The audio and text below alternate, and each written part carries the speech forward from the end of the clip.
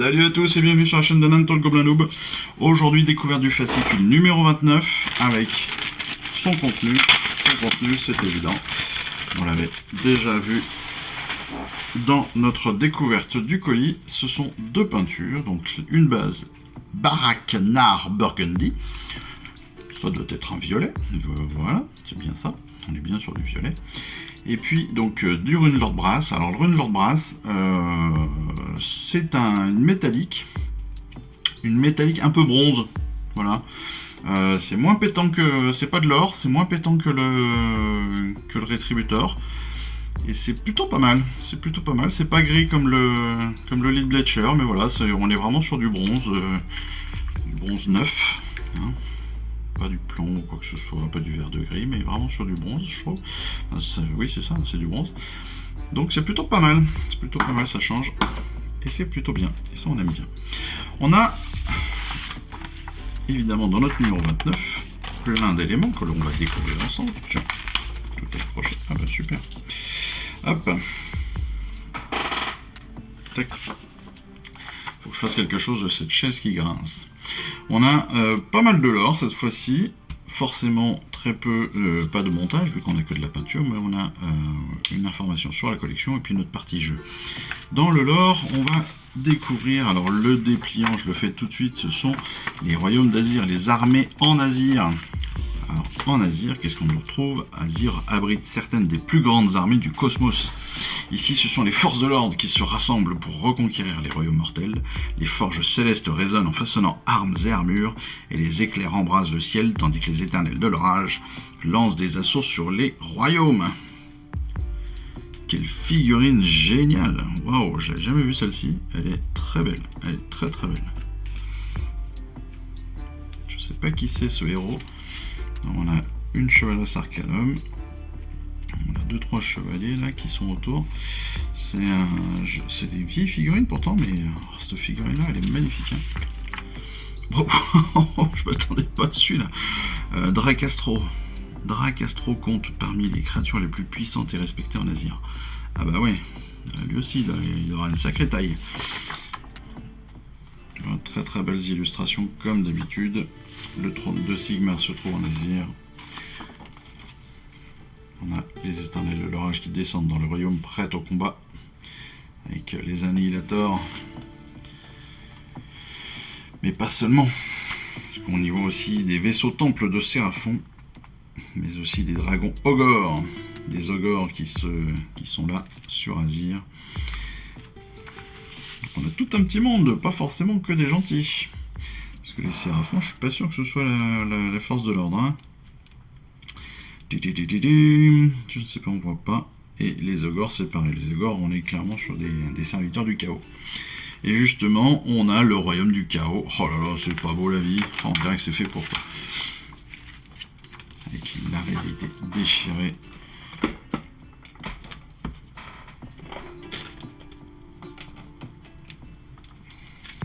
La guerre dans le royaume du chaos, justement. La réalité déchirée, les terres de cauchemar. La guerre de la paix, de la plaie, pardon. Qu'est-ce que c'est que ça? Bataille 1. C'est une nouvelle partie. Lors de la guerre de la plaie, les démons de Nurgle affrontent les éternels de l'orage pour contrôler Giran, le royaume de la vie. Avec Nive Black Talon, pardon. Horticulus Slimus. Waouh. On a un énorme escargot avec un Nurgle dessus. Il est magnifique. C'est exceptionnel. Très très belle figurine là aussi. Je suppose que ce sont les grandes étapes, les grandes semailles de la paille, la frappe à l'arrière, les grandes étapes de la guerre. La guerre de la plaie de Nurgle. Une histoire nébuleuse. Royaume de l'ombre, Ulgu est le plus sinistre des royaumes mortels, il abrite des comploteurs et des criminels depuis l'aube de l'âge des mythes. Son histoire est faite d'intrigues et de meurtres sous l'œil approbateur des dieux de l'ombre. Même si Sigmar apporte la lumière au royaume, Ulgu reste noyé dans les ténèbres. Génial! Là, les filles de Ken, pourtant les filles de Ken c'est l'ordre, hein, si je ne me trompe pas. Parmi les champions de Gur, si vous voulez qu'un héros, une unité ou une créature de votre collection vienne du royaume de Gur, vous pouvez jeter un de ces dés dans le tableau et ajouter des détails supplémentaires à son histoire. Encore une fois, j'aime bien ces idées, je m'en sers pas forcément, mais je pense que ça mérite de s'y pencher à un moment ou à un autre. Et ça, il faudrait que je le fasse pour établir des origines, comme ça, donner un peu d'historique à nos figurines. On revient sur nos deux peintures, encore une fois, le Baraknar Burgundy et le Runelord Brass. Baraknar Burgundy, qui va nous permettre donc de peindre certains éléments de figurines que l'on aurait pu ne pas avoir encore fini, comme là, ils nous font faire par exemple les manches de lance, de hache, des choses comme ça, mais aussi faire peut-être le petit retour de... Ah ouais, on aurait pu faire ça, ouais, plutôt que de faire tout en bleu, faire une couleur opposée au bleu justement à l'arrière de Gardus Ambassi, pour donner un peu plus de profondeur. On va aussi s'en servir, tiens, pour des champignons, mais aussi pour des capuches. Voilà, on va pouvoir s'en servir un petit peu de tout. Et le Runelord Brass, eh bien, ce qui va être pratique, c'est que justement, on va pouvoir mélanger un petit peu avec le Lead Bleacher pour que ça fasse moins argenté, justement, que ce soit un petit peu plus mélangé, un peu plus vieilli. Parce que le Runelord Brass, encore une fois, peut donner cet aspect comme ça, un petit peu vieillot. Donc ça, c'est plutôt très très bien. Plutôt très très bien. On ne donne pas de détails exactement. C'est dommage presque. Il faudrait qu'à un moment, ce qui sera intéressant, c'est que dans la collection, on ait un petit peu ce que moi j'ai récupéré en magasin. C'était pour Noël, ils avaient fait ça, ils avaient fait un petit magazine pour Noël, pour préparer les commandes que l'on voulait passer auprès de sa famille. Et on avait un échantillonnage, vous voyez ce que je veux dire? Voilà, on avait la liste complète des couleurs. Et de ce fait, eh bien, vous pouviez préparer ce que vous vouliez comme couleur, parce que au moins vous saviez plus ou moins les teintes. Et voilà, et ça serait pas mal qu'on ait ça petit à petit aussi, puisque mine de rien, on commence à avoir pas mal de peinture. On a 2 pots tous les 4 numéros, donc on a entre 2 et 4 pots tous les 4 numéros. Donc c'est plutôt, ce serait plutôt intéressant d'avoir ça. Mais bon, je dis ça, je dis rien, c'est déjà imprimé, c'est déjà prévu, mais voilà, ce sera intéressant au moins dans le futur. On continue sur les règles avec les règles de la feuille de règle numéro 9, les terrains, les paysages. Donc, tout ça c'est plutôt bien parce qu'on en a très très peu parlé, mine de rien, des terrains. Donc ça c'est plutôt bien qu'on avance dessus. On va nous donner aussi des tactiques de l'ordre. Dans cette section, vous trouverez des conseils tactiques afin d'exploiter au mieux vos forces de l'ordre, avec des tutoriels pour vos unités de l'éternel de l'orage, des sylvanettes et des maniacaradrons. Dans ce premier guide, vous découvrirez la base de nombreuses armées de l'éternel de l'orage, les vindicteurs, super. Donc, vous savez, moi les maniacaradrons, c'est pas forcément ceux qui vont me faire délirer, en tout cas pour l'instant. Ça se trouve, je me trompe. Mais voilà. On a aussi des tactiques pour la destruction, donc ça c'est plutôt très cool aussi. Cruel Boys, Ville du Fiel Obscur et les Mâches Fer. Donc on n'a pas encore de Mâches Fer, mais ça va pas tarder à venir, ça. C'est comme les sylvanettes et les caradrons.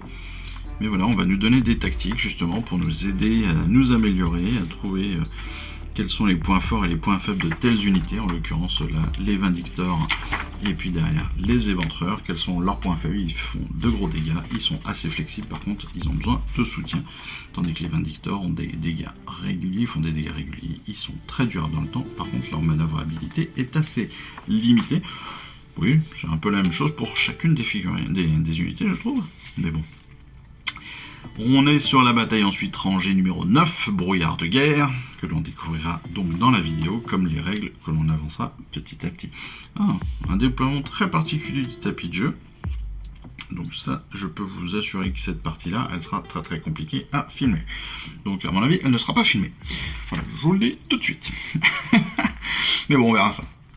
On verra ça. En tout cas, un bon numéro, bonne découverte, pas mal de choses à l'intérieur, donc un nouveau triptyque, pas mal de règles, ça c'est plutôt bien. Des conseils de peinture, encore une fois, pour améliorer notre collection avec ces deux nouvelles teintes. Et puis voilà, bah écoutez, très bon numéro, on est content. Hein, Il me reste plus que vous remercier de votre suivi, comme d'habitude, hein, parce que, encore une fois, ça me fait très très plaisir que vous acceptiez de suivre mon aventure et que vous partagiez aussi la vôtre avec moi. Et ça c'est vraiment super sympa. Merci encore. Et puis, en attendant le prochain numéro, en attendant les vidéos de peinture, de montage et autres, écoutez, moi, il me reste plus qu'à vous souhaiter une excellente fin de semaine. Et puis, vous dire à très bientôt. Allez, ciao, bye bye. Je vous remercie d'avoir suivi cette vidéo. Si ça vous a plu, eh bien abonnez-vous, lâchez un petit like et un commentaire et suivez-moi sur Instagram. Instagram où je poste régulièrement des photos de mes dernières réalisations et dernières peintures. Et puis comme il est maintenant de tradition sur la chaîne, je vous souhaite une excellente fin de journée et surtout, lisez bien, collectionnez bien, assemblez bien, peignez bien et jouez bien. Allez, je vous embrasse et puis je vous dis à très vite. Allez, ciao, bye bye.